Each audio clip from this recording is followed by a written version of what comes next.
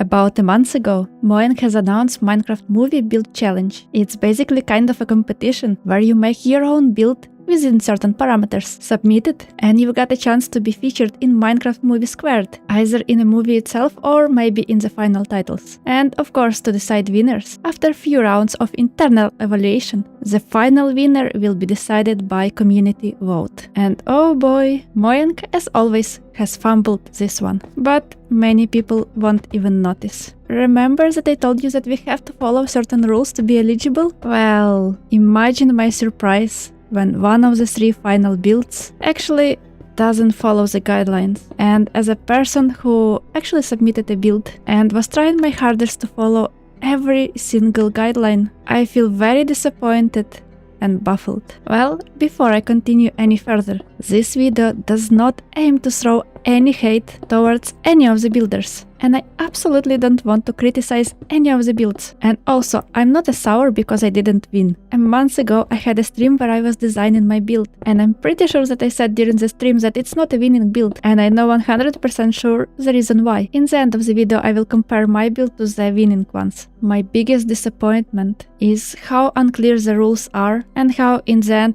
they probably didn't even matter. So yeah, what were the rules? It's more or less straightforward, or so I thought. There was a world in Minecraft Marketplace, and in that world you had a dedicated area. You physically couldn't build outside of it. It was designed that way. And then you choose which biome you want to build in. And by choosing the biome, you're also choosing the block palette you're building with. And in that world, on display, you could clearly see which blocks you are supposed to choose in each respective biome. And also, certain blocks could be used in any of the biomes. To be fair, there was a bit ambiguity. In the general block list it says any color variation allowed where applicable. So if you choose taiga or plains, are you allowed to choose different wood planks? That's a big question mark because that's exactly what one of the builds did. According to my understanding and understanding of majority of people, in the plains biome you were only supposed to use oak, birch and cherry wood and respective wood types. And in taiga it's spruce, dark oak and pale oak. But as you can see in this build, although it appears to be a plains build, there is a lot of dark oak, planks, stairs and fences, doors, spruce planks, spruce stairs. But of course, if there is a rule about color variation, so maybe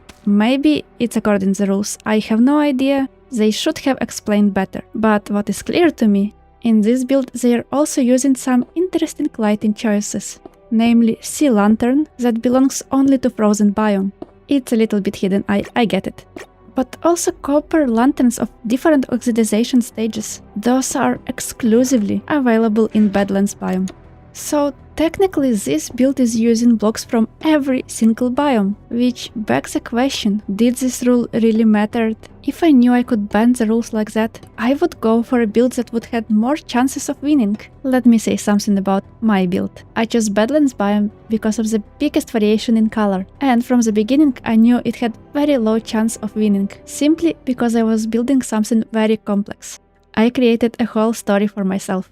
I imagined a colorful village of copper golems who were digging around in the Badlands searching for gold, and instead what they found is this giant copper golem statue, and they're trying to pull it out of the ground using this big crane. I love my build, and I know it's really good. You may or may not like it, it doesn't matter. But if you compare my build to the 3 finalists, there is one thing that I can point out of why I wouldn't be able to win. My build is too complex and has too many details. Whoever were the judges, they're probably looking for a build that is more or less simple and potentially possible to recreate in movie setting. This scene would be a little bit too ambitious, and it would really benefit from occupying bigger area, so the copper village actually feels like a village. By the way, I also built mines inside. They're hidden, but I like the idea. If you were a judge at Mojang, what would you think about my build? Let me know in the comments, please. By the way, another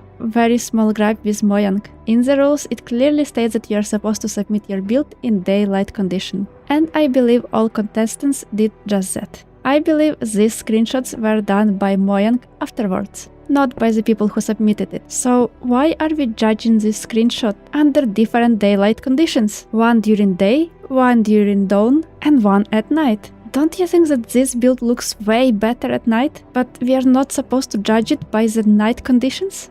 I went into this competition knowing exactly that I probably will not make it into top 3, and I was completely fine with it, because I knew that there are so many talented builders in Minecraft that I just can't compete with them. But I didn't know that I'm competing with some builds that are not following the same rules as I did, and in the end they are rewarded by it, and that saddens me a lot. I have even more questions. For example, why were there 4 biomes but only 3 finalists? Who are the 15 semi-finalists?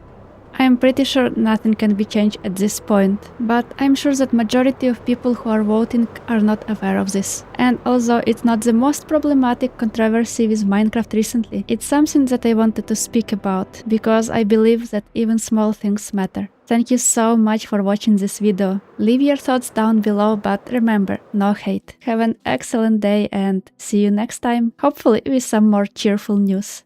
Bye!